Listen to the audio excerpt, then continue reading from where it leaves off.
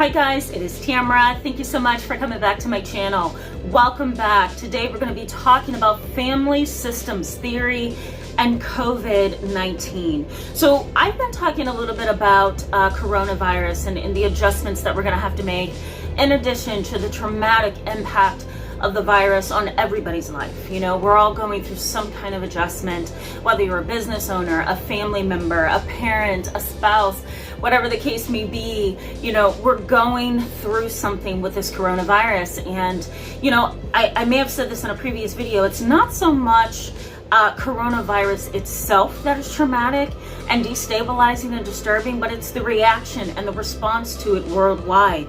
And that's what creates the tension, the PTSD-like symptoms, right? The trauma, the stress. So I want to talk a little bit about family systems theory, and I'm going to give you some tips in Friday's video on how to deal with all of this. And then come April, we're going to start talking about trauma again, but specifically a whole month of intergenerational trauma. So thank you so much for coming back to my channel. For all of you who are subscribed to participating, thank you so much. And for those who are new, I encourage you to hit the subscribe button so that you can stick around with us and be a part of our growing community, and be validated and learn and grow and find some new resources that can be supportive to you. The benefits for you today in this video is that I'm going to be highlighting family roles, but I'm also going to be highlighting some things that may be stressful to you, right? Some roles that may be a little rigid for you at this time.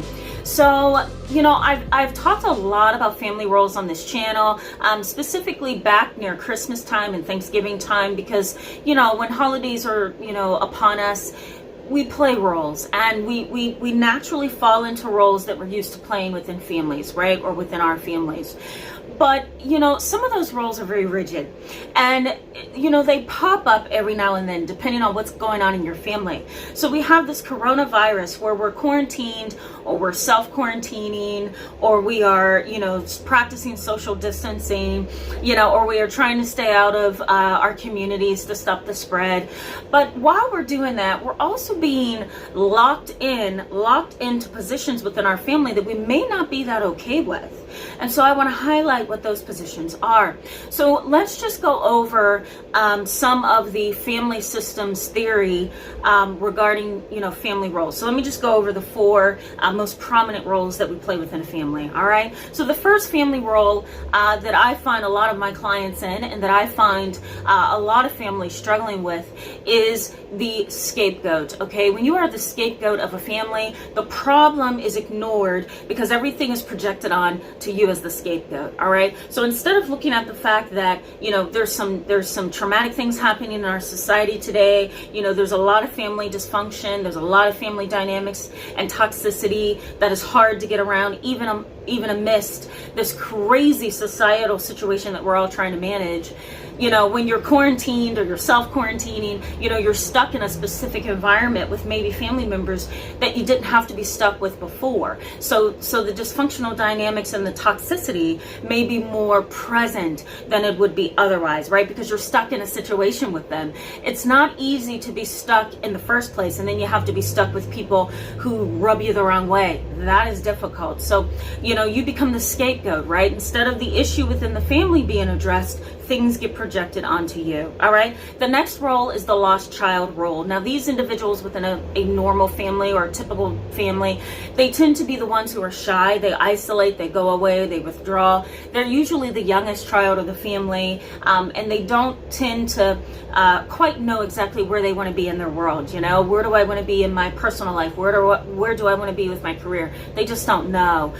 So the lost child can become an issue as well, because let's say, you know, you're stuck in a household with someone who plays the role of the lost child. You're not going to get them to communicate with you. They're going to isolate and withdraw. They may stay in their room for long periods of time. They're not going to hold conversations with you. In fact, they may reject conversation. They may be very avoidant, and less dependent than other family members within your family system or your family unit. So these individuals may be a little bit more independent and kind of lost, and, you know, not as verbose or talkative and communicative as you would like them to be. So this can be very difficult, especially if this is your child or your spouse. Can you imagine? My God, you're trying to communicate with them, and yet they're going away hiding and not saying anything to you and withdrawing and isolating. And they may even start to get depressed because, you know, this coronavirus thing is shutting down everything. And now there's curfews or stay-at-home orders that are occurring across the nation. So the lost child role is a difficult one. The next is the hero and the caretaker. And quite honestly, I'm just going to share some self-disclosure with you. I tend to be the hero and the caretaker within my family. And I think that's partly my fault, you know, as a healthcare provider, as a loving person, as a caring person, as someone who loves to caretake, especially for people that I love and care about dearly. You know, I kind of put myself in that role, but at the same time, I also see my family look to me to, you know, provide that hero caretaking support. So this particular individual may get burned out really quickly, and there may be some signs of compassion fatigue. Compassion fatigue is basically the idea that you've cared for people so much that now you've become indifferent. Now you've become nonchalant about the things that you should be worried about and emotionally impacted by or affected by. But instead, because you're so exhausted and you're tired within your heart and your mind of being compassionate and really playing the caretaker role, that you just become numb. You just become numb. So, you know, the hero and the caretaker, especially during this time, especially if you have a loved one with coronavirus or someone who has signs of it, or just a loved one who's going through the medical system at this time, the medical system is chaotic. You can start to play the role of the hero and the caretaker, and you can feel very burdened and overwhelmed. Now, just a side note, guys, if you're the caretaker and the hero and you have a loved one in the medical system, you have to be feeling like I am right now with my grandma in the hospital again. She's doing well though, guys. Thank you so much for your prayers and your support. I appreciate that.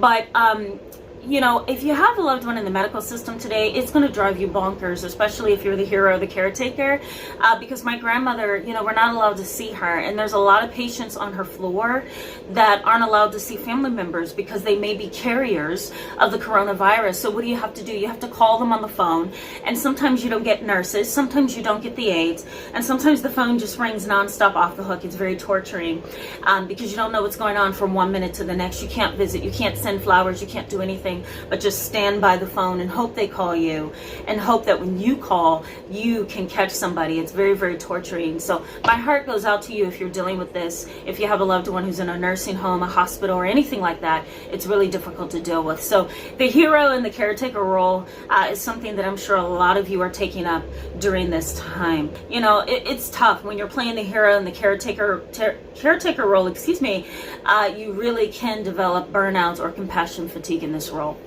The next role is the mascot or the family clown. And basically in this role, you know, this individual is very nonchalant and numb because they choose to be. They're silly-minded, they're immature, they're mascots or clowns, right? Everything is funny, everything's a joke, nothing is ever being taken seriously. Imagine being quarantined or stuck in a house with somebody like that. Everything that you're worried about and anxious about and fearful about is not being taken seriously because they themselves cannot process the information. They rely on their humor. They rely on, you know, being very funny and humorous during painful times, and it gets you nowhere. So then you start to feel kind of silly about your own feelings. You start to feel rather minimized and condescended. So it's really hard to deal with a family member who's in this role, the mascot or the family clown, especially during times like this where the nation is shut down. Now, there are other roles that we tend to play, all right? And I think these are healthy roles, and I encourage you to do some introspection with these roles, right? Step back and ask yourself, am I playing the effective healthy role, or am I playing the ineffective unhealthy role? And the ineffective unhealthy role are these things over here, okay?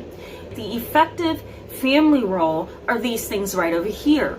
All right, and that's provision of resources. You're getting family members and people that need you and that you care about the resources that they need, is what I'm trying to say. You give them the things that they need, right? You can, you know, there's a provision of resources. You're providing for them, all right? You're giving them food and water and clothing and money and security and love and affection, right? You're giving them confidence by saying, I'm here with you. I'm not going to leave you. I'm here 24/7 with you while we go through this, right? You're encouraging them. You're lifting them up, right? So provision of resources. resources. That's a healthy family role to play. The next healthy family role to play is nurturance and support. I love you. I care about you. I'm going to check on you. Call me when you get home. I'm going to call you when you get there, right? Let me know how you're doing. Text me throughout the day.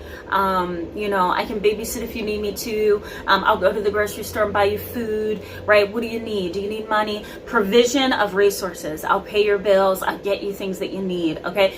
But not only provision of resources, but also nurturance and support. So you're nurturing this individual while you're providing them with your care, all right? The next one is life development and life skills. So you're helping the individual develop the skills that they need to survive within the family. You're giving them the knowledge and the skills that they need. You're sharing information that you have. You're providing education, right? And you're providing a foundation to them. This is most important with elderly family members who are having a really hard time during this time, and they don't know how to care for themselves, or they need help with basic needs. Well, providing them with a nurse, right? Providing them with physical therapy, or something like, teaching and educating them about their disorder, about their disease, about their virus, whatever, is giving them skills and knowledge. So that's a healthy role to play, right? You're not the rescuer, you're not the hero, but you're providing them with information, knowledge, and skills, okay? Maintenance and management, okay? Maintenance and management. So you are helping them maintain the normal flow of things,